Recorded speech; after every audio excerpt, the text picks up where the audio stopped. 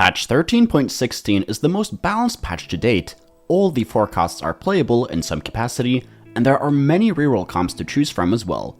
In this video, I'm going to show you my tier list of the current meta, take a look into each of the comps mentioned, and then explain the best strategies to climb on this patch. Looking at the tier list, in S tier we have Shadow Owls. With Earth being the best legend on this patch, it's not too hard to get +1 Shadow Owls, so if you have a chance, you should usually go for this comp. Gwen is still a decent carry without Shadow Owl spat, but she's definitely not S tier without that. In A tier we have Aphelios, who's back as the premier AD carry in the meta. He's a really flexible unit, and isn't really tied to any traits, so there are multiple boards you can play him with. Most commonly Bastions and Freljord. Noxus Darius falls out of S tier, and after its early game was nerfed significantly. This is a great tempo comp that can also cap out very high if you can hit Darius 3 and Katarina 3 with good items and augments, but you can only play this comp from a good opener.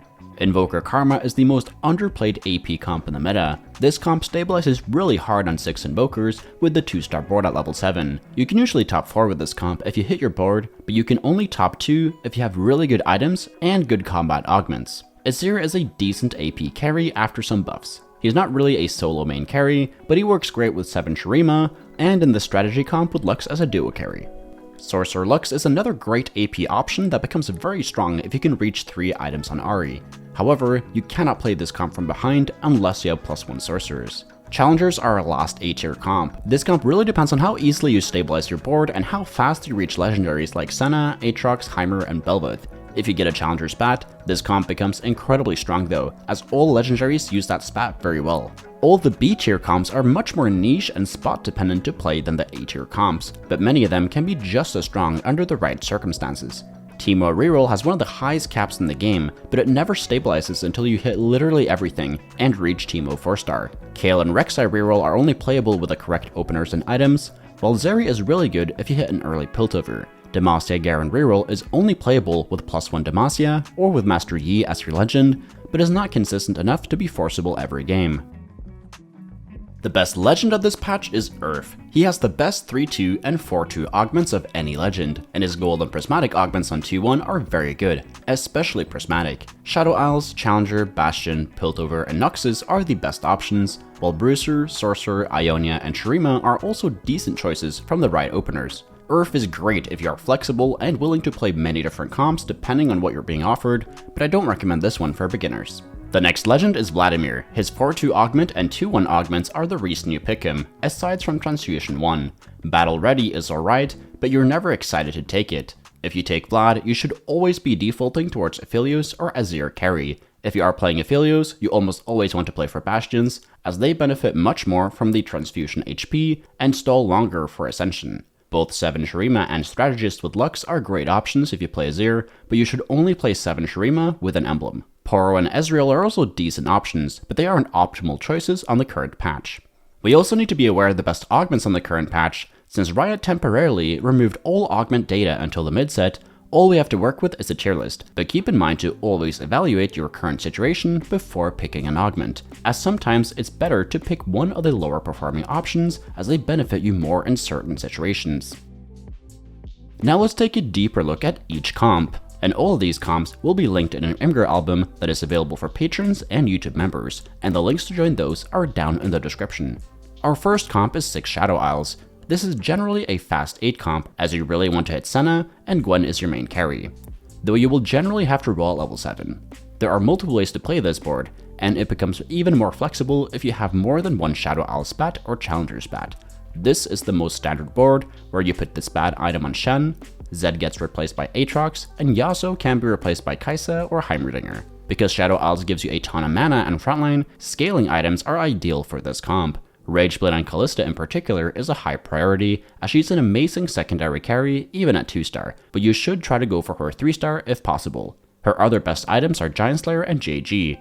Archangels and Titans are 2 of Gwen's best items, but her itemization is much more flexible than Kalista's. Other than those, Gwen can use Deathcap, JG, Guardbreaker, Hodge, Gunblade, and Bloodthirster. Magic Shred neither Shiv or Spark is really important for this comp, so make sure to go for that as well. Having 2 tank items on Shen is more important than itemizing another carry, but you can go for Kai'Sa, Yasuo, or Aatrox items if you have extra.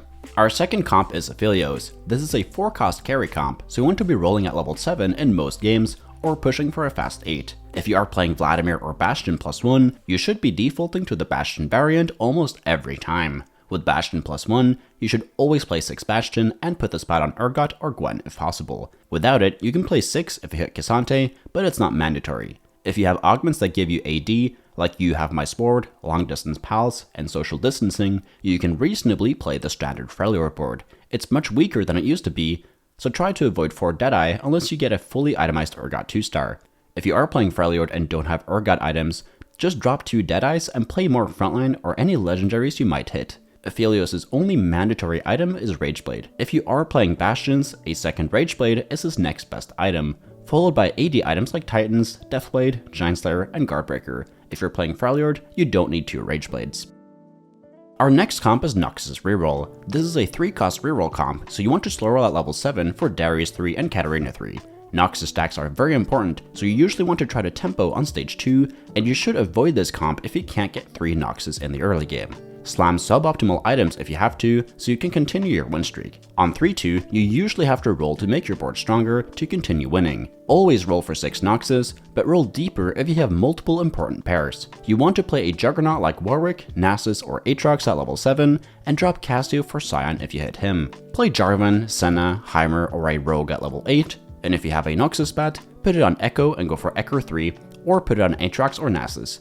Always prioritize making 3 good Darius items first, as he is the main carry of the comp.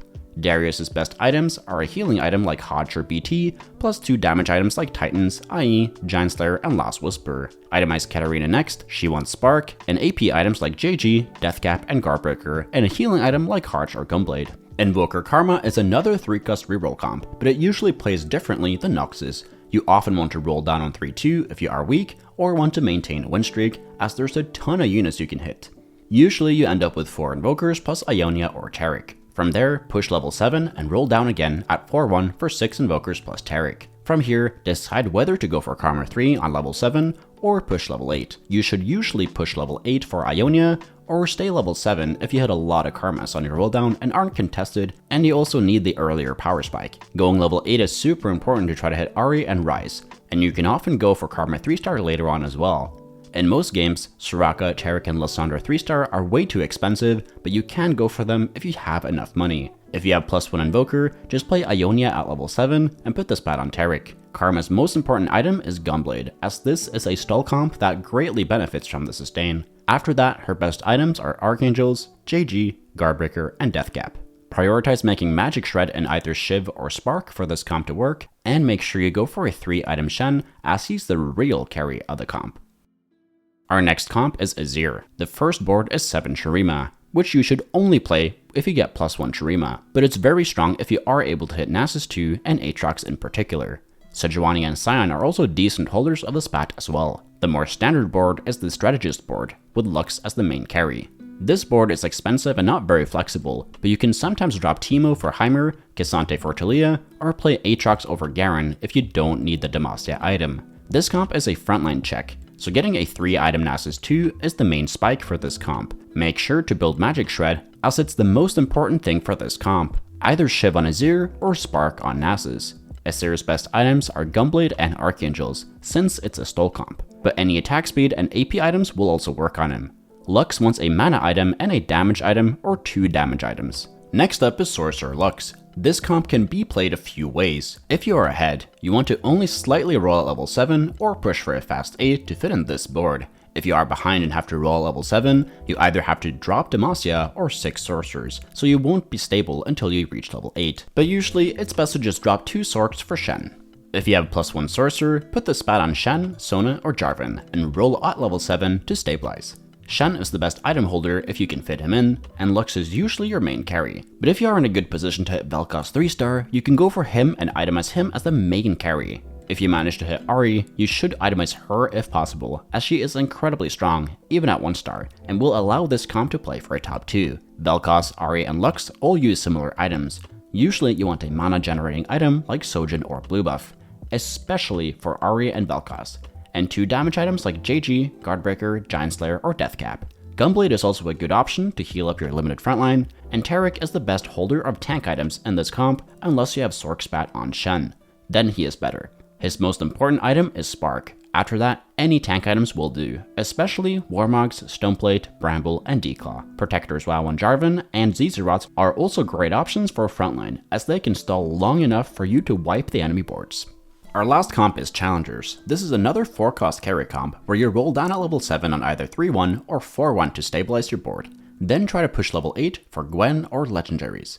Set and Shen are interchangeable on this board, but you will usually end up with Set since Shen is expensive, even though he's slightly better. 6 Challengers is generally better than 6 Ionia, unless you have Sentinel Spirit or +1 Ionia, because Kalista doesn't benefit from Ionia, and you can fit in legendaries like Heimer and Senna a lot easier. If you get a Challenger's Bat, you should be looking to cap out around Bel'Veth, Heimer, or Aatrox as the holder. Yasuo's most important item is Edge of Night to avoid getting one-shotted, then damage items like Deathblade, IE, Hodge, GS, and Runads. Do not build RFC anymore, as his range scaling in his ult was removed. Kai'Sa's most important item is Sojin, to make sure she can cast multiple times per fight. Otherwise, you want damage items like Deathcap, Guardbreaker, and JG. You can also go for Kalista 3-star if you hit a bunch of them on your roll down as well. Her best items are Rageblade and Giant Slayer. Thank you so much for watching. If you learned something, please leave a like and subscribe to the channel. If you want cheat sheets for any of my comp guides, they're available for you to members and patrons, and the links to join those are down in the description. And if you want to get better at TFT, join the Discord. We got over 9,000 other players there who are hungry to climb. And if you want to get coached by me, the information is over on the Discord server as well. So take care and see you in the next video.